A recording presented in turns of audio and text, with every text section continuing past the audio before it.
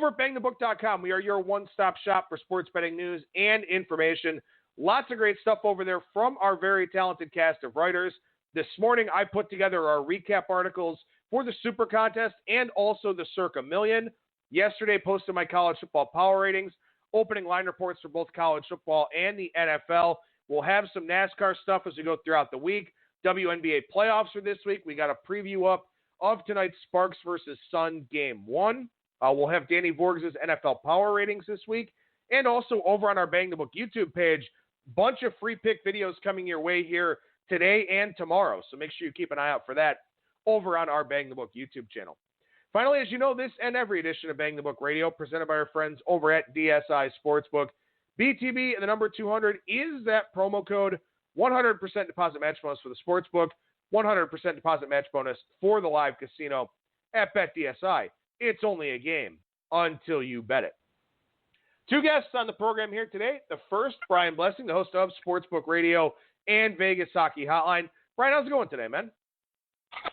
It's going, bud. Football season rolling right along, and a lot of weird, wacky things happen this weekend in the NFL. Now we try to figure out what it means down the road. And that's going to be the tough part, trying to figure out what it all means, because not only do we have some teams that are just absolutely awful, we've got two lines this week in the 20s in the NFL, which is unheard of. We've never seen that before. And then a bunch of injuries, including, key skill position guys like Roethlisberger, like Darnold with the illness with mono. You've got, just so much going on here in the NFL. Tyreek Hill, guys like that being out. It's a real challenge to figure out how some of these teams are going to respond. And honestly, it's a horrible look for the NFL. I get the Jets thing clearly with injuries, but come on, man. 2 games with the line is more than 3 touchdowns. This can't happen. It's professional football. I mean, all bad jokes aside, this Miami thing, what's the number going to be when Miami goes to New England? I mean, this is embarrassing. It's like, it's like Alabama playing pick a team, Alabama playing Coastal Carolina, please. Well, the one saving grace for Miami is I believe that game is week 17, so New England may not have anything to play for, but if they do, with Miami, maybe 1-14 at that time, maybe 0-15, that line's got to be 30. If not, I mean, it's crazy. So I guess we'll kind of wait and see what happens here. But, it's not even just them. And there are also teams that, look, I mean, if Oakland winds up with, let's say Derek Carr gets hurt, Oakland's a 2-touchdown dog to everybody all of a sudden. It's insanity. Well, I've always said that, I don't think, and the question is how many good ones are actually out there, but I've always said teams don't invest heavily enough in the backup quarterback position, because come on, every hit is a car wreck, and there's just something about football. Injuries have always been a thing in football, but these non-contact injuries, they train year-round. I don't know. It seems to me like these guys are more fragile, and they're bigger, faster, stronger. You throw that into the loop. The backup quarterback position's no joke. No, it's definitely important, and I know that's something we'll talk about once we get to the NHL season. Is taking a look at backup goaltenders, because you pay a lot of close attention to that as well. It's important to have depth in all of these sports, and some of these teams just don't really have it at the quarterback position, and you kind of wonder why they got themselves into that scenario. But look, it's not even just that. I mean, the NFL is a watered-down product now because of injuries already. But you and I were ranting about this here this morning already, and on an ill-fated recording that we had to start over here on today's show. But officiating, the PI calls, the offensive and defensive, all these roughing the passer calls. You can't hit the quarterback anymore. It's so hard to bet this sport these days, because you not only do you have to try and pick the right side, but you also have to run on the right side of all these penalties, these injuries, so on and so forth. Well, the pass interference thing is a huge kettle of fish, and to the point where you're sitting there, and if it's the announcer on TV or you're in your living room, and Antonio Brown puts 2 hands at the base of the defender's spine and pushes away and catches it. And everybody goes, well, that's obvious offensive pass interference, and it's not. And they're like, well, what am I looking at? And then the Saints thing is the most egregious thing to me, and how that could happen to them against the Rams again, where basically it's a 3-3 game. They force a fumble. They're running for a touchdown. They're 40 yards downfield, and the side judge comes running in and blows the play incomplete. And as he's running, you're going, well, yeah, okay, great. Saints are going to get the ball, but they're going to get it at their own 13 with Teddy Bridgewater instead of being up 10-3, which means they actually had a puncher's chance in that game. And if there's a gray area, you let it play out. But it was like, at first blush watching it, it was a fumble. And how this guy could jump in and automatically, with conviction, say it was incomplete. I mean, aren't they told to let it play out and then we'll review it? I mean, that was criminal. And all they talk about is the Drew Brees injury, and they get off the hook, and nobody ever talks about that play. Even with Bridgewater, if they scored a touchdown there, they could have won that game. Yeah. No, absolutely. I mean, and that's, and we saw it in college over the weekend. A couple of games, the conferences have to, release a statement, send out a press release of, well, yeah, this should have been a 15-yard penalty on Arizona State, or, yeah, there should have been a second left on the clock for North Carolina. And it's like, okay, great. What does it mean for those teams? A Sunday night news dump of, well, yeah, we screwed up. Okay, like, get it right the first time. Or you review everything else. I mean, if the guy's got a clear path to the end zone and he would have scored if you made the right call, well, then it's a touchdown. I mean, I don't know. It was exciting. Frustrating. It was exciting. But I would say to you, I was shocked there wasn't more fallout or people talking about the end of the Bears game. I guess that a player surrenders himself, but the wide receiver goes down and surrenders himself with 1 second left. That doesn't mean the play's automatically dead. He's down with 1 second left, but then you still have to do the act of calling a timeout, and that should have taken a second. I mean, had they said time expired, I would have had no beef about it, and nobody even talks about that one. I was shocked, honestly, that they put a second on the clock in the Bears game to give them the kick. And, I mean, that game was a mess all around. The Bradley Chubb call was terrible. I mean,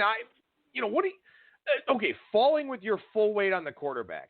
When you tackle a guy, what the hell else are you supposed to do? Like, I don't know what these pass rushers are supposed to do differently.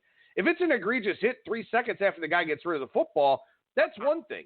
If it's a tackle, I mean, what else are you supposed to do? And that's the thing, too, is that this market is really tight and it's really efficient, and these calls are affecting the spreads on these games. That Bears game, obviously a lot of point spread drama with that one. The Eagles game or not the Eagles game, the Vikings game. Diggs gets the OPI call. That touchdown brings Minnesota to what, 21-19, I think? And Diggs winds up getting the offensive pass interference. Upon review, they settle for a field goal. Cousins throws that horrendous pick. Vikings should have covered that game. But, you got a bad call and a turnover that goes against you. And all of a sudden, if you're somebody, look, for me, it was in the circa million. For the NFL, I play my contests and that's that. There are other people that have lots of money, 5-6 figures on these things. And they're subject to these judgment calls or these bullshit reviews. And the NFL wants integrity fees. They can shove it right up their ass. Well, listen. And then the other thing, the individual idiots. Oh, great. Odell Beckham. That was what we talked about that during the week. Was, yeah, sure, he's going to do something crazy and go off in that game because he'll want to be on the cover of the New York papers. The prop was as good a bet as the game was.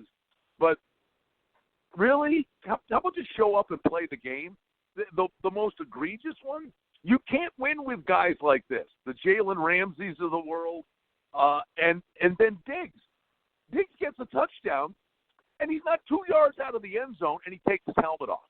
Now, I'm sorry, I'm fining that guy like 20 times. What are you doing? So they they end up missing an extra point, and Cousin makes an idiot pass. But I was convinced that they were going to lose that game by a point because this jackass runs around and takes his helmet off. You can't win with guys like that, and we're betting on this stuff. It is maddening. It is frustrating. I think all of us should be committed to an asylum because I don't know what to do. Like I said, I mean it's hard enough to pick the right side here in the NFL. But then you also have to run on the right side of these turnovers, these reviews, where you get these reviews and everybody in the booth goes, well, that's an incomplete pass. And they bring on their, replay expert, Mike Pereira, and he goes, yeah, that's incomplete. And on the field, they see something completely different and go, no, that was a catch. And there's no consistency at all. Adam, honestly, think about it. Are you doing this too? Literally, every time it happens, guy hits the guy with a slant pass, breaks the tackle, and he's running for a touchdown. Aren't you automatically, you're staring at the screen, waiting to see the yellow flag graphic come up? It's like every time there's a touchdown, I'm sitting there going, okay, is there a flag? It's like you can't just watch the game. You're waiting for the flag to come. Oh, yeah. Yeah, and the timing of these flags. Look, I get it. Everyone says this, and it's true. I mean, you watch an NFL game, you watch the All-22, they can call holding on 95% of the plays. It's just a matter of when they decide to throw a flag and either put a team in a 3rd and 18 or, allow a team to get a big gain because they let a hold go by. It's ridiculous, and I mean, again, I don't know from a betting standpoint, to bring this back to, what the context of our show is, I don't know what the hell you're supposed to do. I don't know. If you've got a game that's close to the number, you just have to hope and pray that you're on the right side of those flags that come out or whatever else, because you can't account for it. You just can't. It's frustrating. There's no doubt. And then I think we're still trying to figure out, who these teams are, because you see so little of them. All right, we got 2 games under our belt, week 1 to week 2. People overreact to some things. I think the given is, Miami is a high school team. That is unbelievable, and now it gets worse. They trade the DB. Yeah, they got a stockpile of picks, but you got 2 lines in the league this week that are in excess of 3 touchdowns. That's not a good look. It is not a good look for the NFL. No, it's not. And I mean, look, teams in all leagues are tanking now. I mean, the Houston Astros showed just how beneficial that could be. The funny thing about it is that some of the Astros, first overall picks were total busts too. So, I mean, they didn't even get those things right. They just have a great player development staff that, was able to get a lot of other picks right. But, the idea of having a team in a professional league that has been outscored by 92 points in 2 weeks is mind-blowing. I mean, there's nothing probably in the CBA or anything in the league bylaws that the NFL can do about this. But, I mean, this gets worse before it gets better, right? And not only that, other teams are going to say, well, screw it. We're going to go, 4-12. Let's just go 0-16, and we'll pick first overall. I mean, will they put safeguards in place after this season to prevent another Dolphins scenario? I don't know. Well, the other thing, this Antonio Brown thing, I think's got tentacles, and I don't know if it's for years to come, but this guy gamed the system, and, whatever happens, but he gamed the system and ended up going and got where he wanted to go. And now as a result, you got players all around the league on crummy teams going, trade me. So now you're going to have fractured locker rooms. It's nuts. There's just a lot of goofy stuff going on. Well, let's see if we can sort through it here for some of these games I want to touch on in this segment. And we start with the Thursday night game, Tennessee and Jacksonville. And, for Jacksonville here, no Nick Foles, obviously. The Gardner Minshew show once again. Jacksonville, a game effort against the Texans, went for 2, didn't get it. Credit to Doug Marrone for that decision.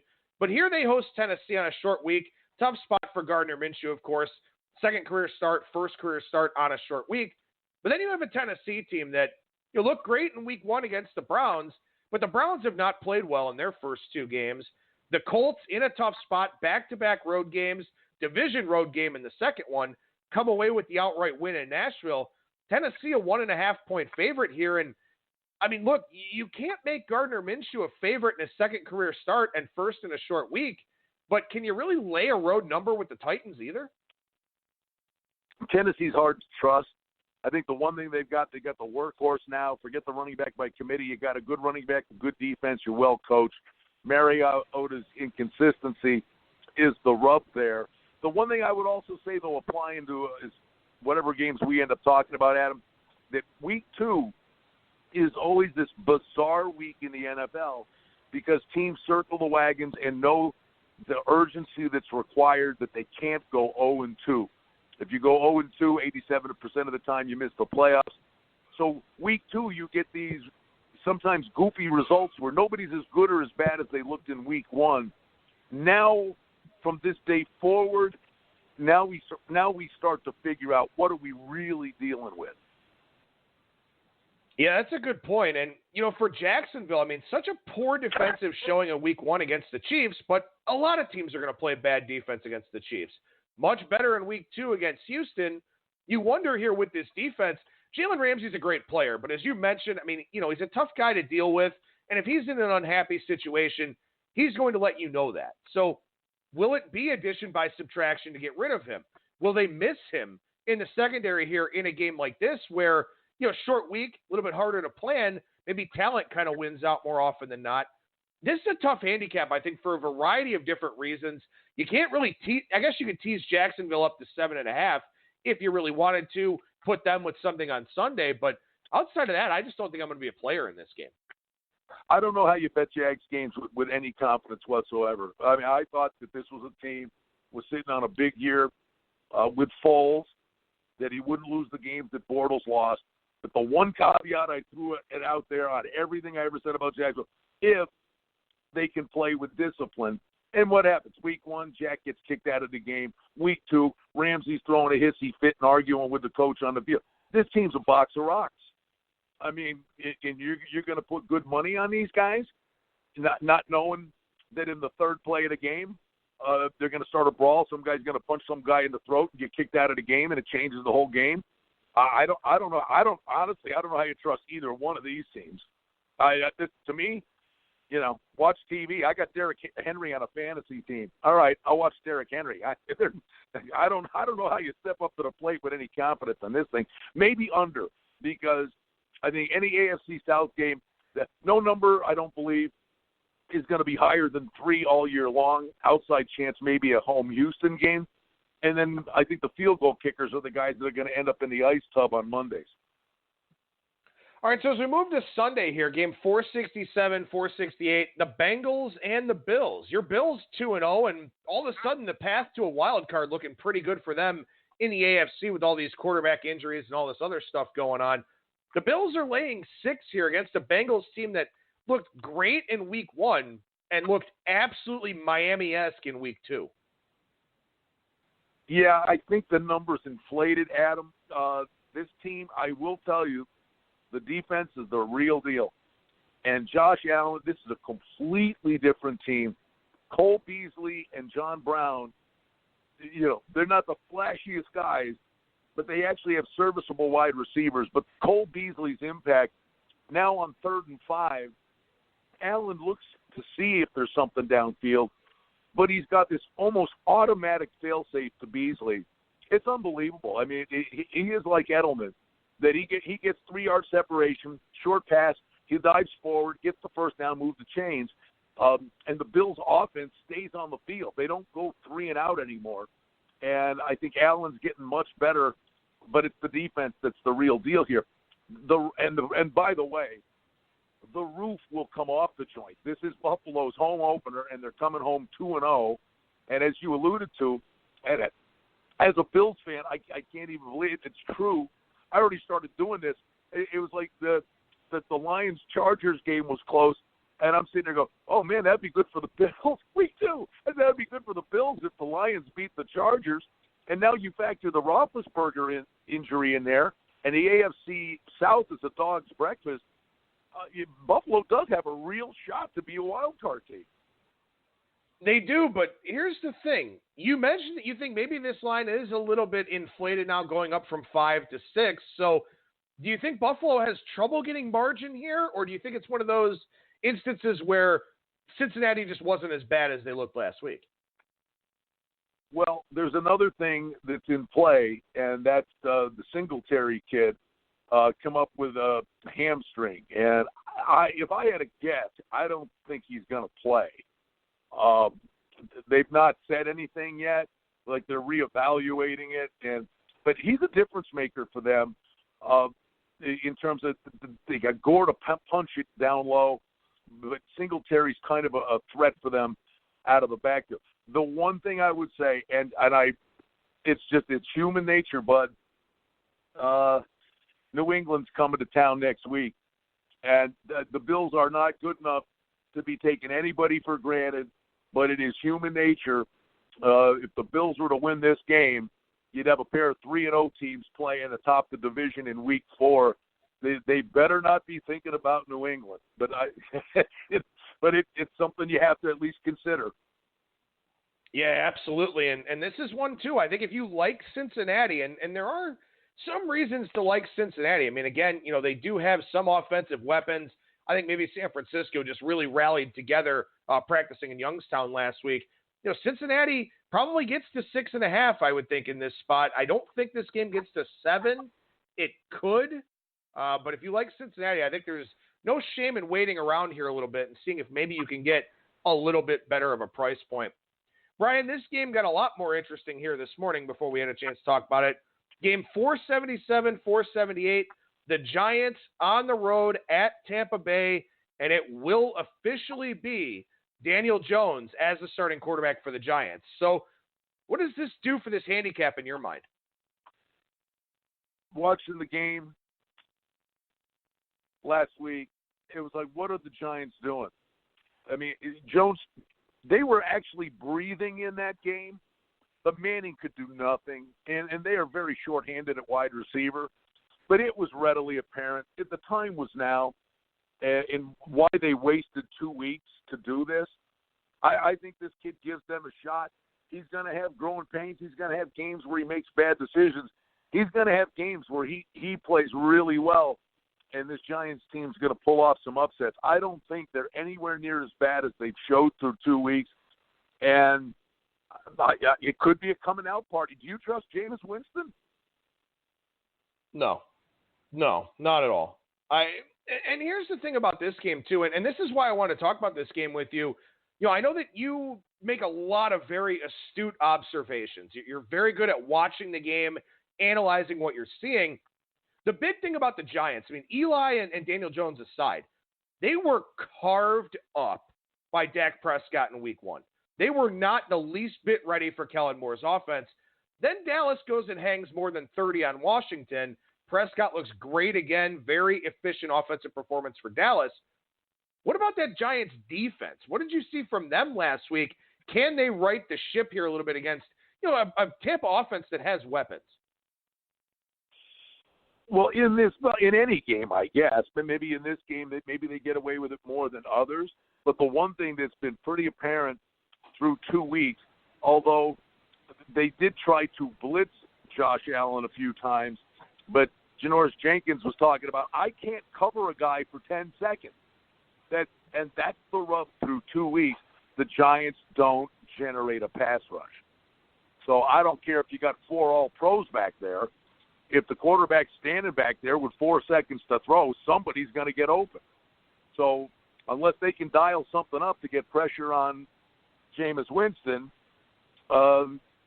you're up against it. That's been the rub for them through 2 weeks. The secondary, it looks like, oh, man, that Giants secondary is terrible. Dak Prescott shredded them. And Allen made some nice throws and was able to consistently move the ball through the air. It's not the DBs. There's no pass rush. Well, we'll see if the Giants are able to fix that. Total of 48 on this game. So maybe that's something you want to keep in mind here, where the Giants, despite the lack of weapons at wide receiver right now with some of the injuries, maybe Daniel Jones able to make some of those throws that Eli just simply wasn't able to make. at this stage of his career.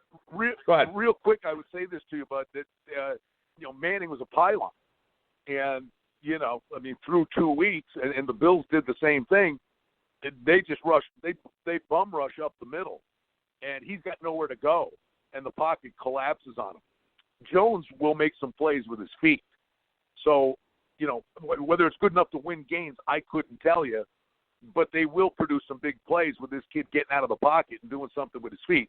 And the other thing with the Giants, you can like fantasy football or hate fantasy football. I had Barkley on 2 fantasy teams last year, and they're doing the exact same thing with this kid. It's unbelievable. They get the ball first and goal at the 2 and throw 3 passes.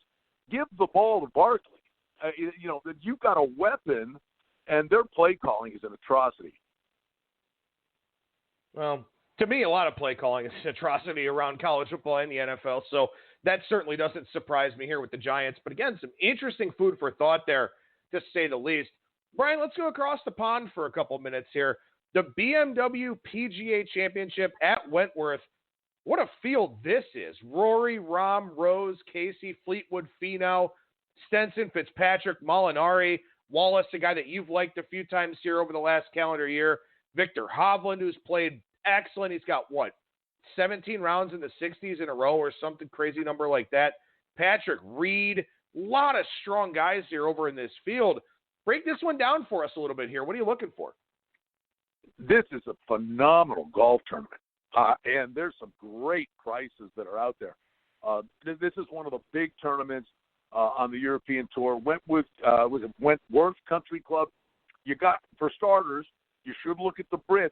I mean, that's where the Shane Lowry pick came from. Going to have raucous home support. He was 80-1. Everybody was talking about McIlroy and Graham McDowell, and Shane Lowry fell through the cracks. If you wanted to go on the same premise with the big-name Brits that are there, with Justin Rose, Paul Casey, and Fleetwood, the prices aren't great on them. Believe me, there are some Brits that are price plays. I could look at an Ian Poulter at 66-1. I think Eddie Pepperell at 100-1. I'd be looking at Brits. But the other thing, I'd be looking for PGA Tour players that showed over here. Patrick Reed's over there. What is Andrew Putnam doing there? Yeah, Andrew Putnam can play. Andrew Putnam's 80-1. So you see some of these PGA Tour players, when they go to Europe, they contend. I think something really wacky could happen. Here, Andy Sullivan's 100-1. You know what I'm saying? This is a great event. I mean, somebody really deep down on the list could win this tournament. Well, and that's what's interesting, because you look at the last few winners here. Francesco Molinari last year, Alex Noren, who plays very well in the European Tour, comes over to the U.S., doesn't play as well, but he's very strong over there. Chris Wood, an Englishman, won this in 2016. Benny On in 2015, Rory in 2014. So there have been some big names here, but I think there have also been some guys that, maybe were at the start of their career and finished with top fives here, something like that. Some of those young but really talented players. So I think there are a lot of different ways to look at this one. Did you play those guys that you've mentioned already here, or are you kind of looking for some more price plays? No, I mean, honestly, Poulter's on the list. I am going to a little flyer on Andrew Putnam, because I just think a solid PGA Tour member going over there could maybe make a little bit of noise. Another guy, Billy Horschel's 55-1. You could show up in there. But, I mean, the depth of this field, the unfortunate thing, at least the way it's offered here, it's unlike a PGA Tour event where, okay, you get the first 2 rounds, and then you see where you're stacked up, and you could play somebody on Friday night. That's the one rub with the European Tour events here in Vegas, is they tee off, and you're stuck with the ticket you got. So, no, like I said, I'd be looking at a guy like Poulter and Putnam. The one guy, and you're right, Matt Wallace is sitting on the board. By the way, Matthew Fitzpatrick's another one who's in really good form. But you know what? Matt Wallace, and you can talk about Tommy Fleetwood contending in majors, Justin Rose, a number 1 player in the world. How often do they win? The one thing about Matt Wallace, and he was close when he came over to the States, but the one thing on the European Tour, Matt Wallace does win. Matt Wallace knows how to win tournaments, and he still flies under the radar. All right, so we'll take a look here at the PGA event real quickly, and this one used to be an alternate event to the Open Championship, to the WGC HSBC event. Now it's a standalone event on the PGA Tour, the Sanderson Farms Championship, and as a standalone event, a little bit stronger of a field. It's still not particularly good, but last week's winner, Joaquin Niemann, is your favorite. Sung Jae Im, the second favorite. Brandt Snedeker playing in this tournament. It's not in California, so tough to take him this week. But Benny On, Lucas Glover, Brian Harmon, Cam Smith, last year's winner Cameron Champ is 45-1. This is a fairly decent field with some names of guys that we've talked about a lot here on previous segments. Well, listen, Joaquin Niemann, 12-1. Come on, really? Good for him. He gets his first win. And golf is a form cycle sport. But I played Cam Smith last week. He's 30-1. He played well last week. He was in contention. He did falter. But Cameron Smith would be a starting point for me. I'd go down to 30-1.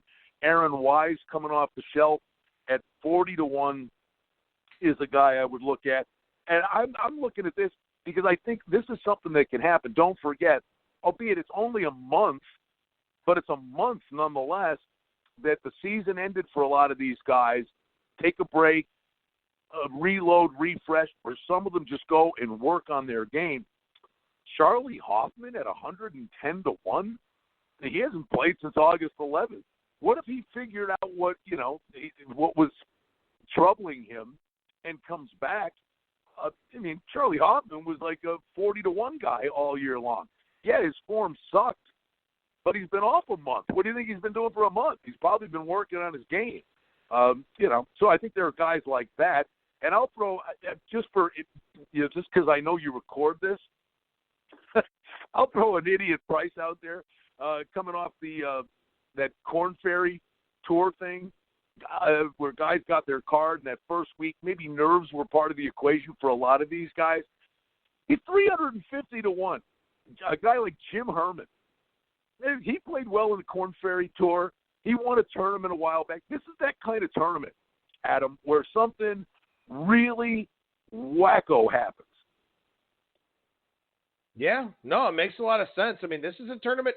This is an interesting year because it's not an alternate event, as I mentioned. So bigger purse, actually 500 FedEx Cup points instead of 300. This is also a pretty long golf course, 7,400 yards. So guy like Champ last year winning, big off the tee. Corey Connors was runner-up, big off the tee. So that's something you want to look at here a little bit this week too.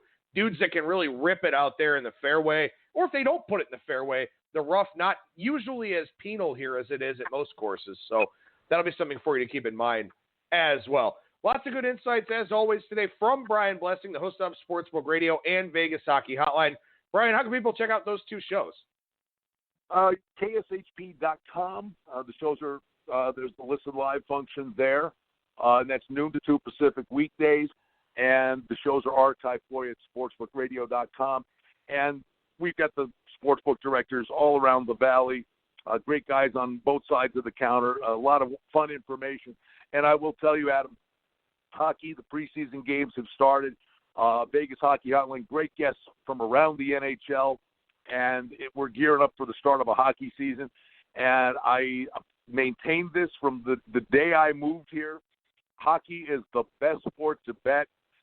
There are numbers that at times are a little sketchy.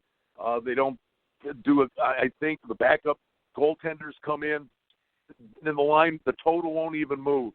Hockey's a real thing. They're great scheduling plays, angles that are awesome, and I'm really proud of both shows. But if you're a hockey fan, we've got phenomenal guests. We invite you to check that out. And, of course, we do videos for you at BangTheBook.com, focusing on – we'll do golf this week, but we focus on some of the individual NFL games. And love Tuesday mornings hanging with you, man. Absolutely, buddy. Appreciate it as always. Thank you so much for joining me. Again, Brian Blessing of Sportsbook Radio and Vegas Hockey Hotline at Brian Blessing on Twitter. Brian, we'll talk to you again next Tuesday, man. Adam, have a great day, pal.